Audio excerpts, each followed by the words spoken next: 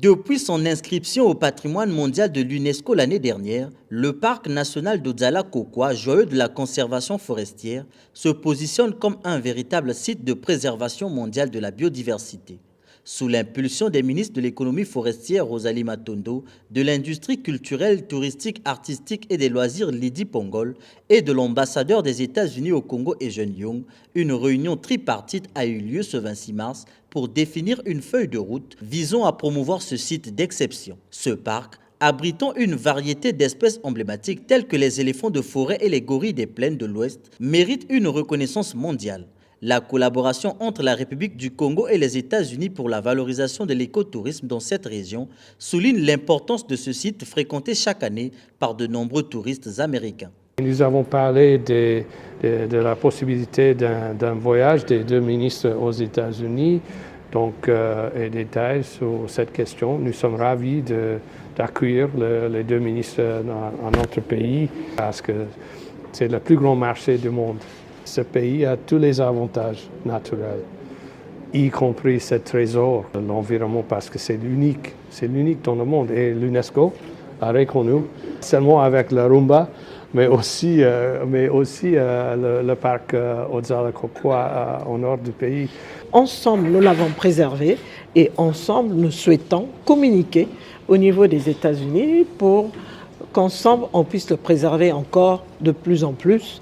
Et son Excellence, Monsieur l'Ambassadeur, souhaite nous accompagner dans ce domaine. Nous allons décider ensemble à quel moment cela va se faire parce qu'il y a tout un programme à mettre en place. On va définir ensemble une feuille de route et sur la base de cette feuille de route, nous aurons des dates précises pour justement aller communiquer concernant le parc Odzala-Kokwa. Après cette réunion, la ministre de l'économie forestière a également échangé avec la délégation de l'université chinoise Guangxia, conduite par le président de l'université Denis Sassou Nguesso. Les discussions ont mis en lumière la mission visant à signer un accord pour la construction de l'Institut sino-congolais de la route de la soie.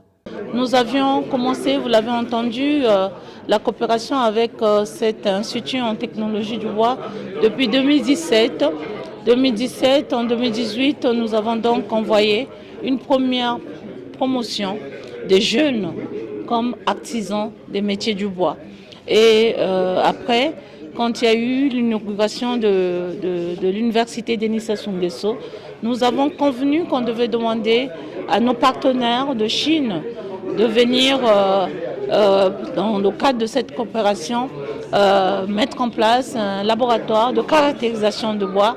Et aujourd'hui, ils ont entendu notre doléance et ils viennent donc pour créer cet institut de la route de la soie et qui va intégrer effectivement ce laboratoire de caractérisation donc des espèces ou des essences forestières. Ces projets, s'inscrivant dans le cadre des 60 ans de la coopération entre le Congo et la Chine, représentent une étape importante dans le renforcement des liens bilatéraux et le développement de l'enseignement supérieur dans le domaine de la foresterie.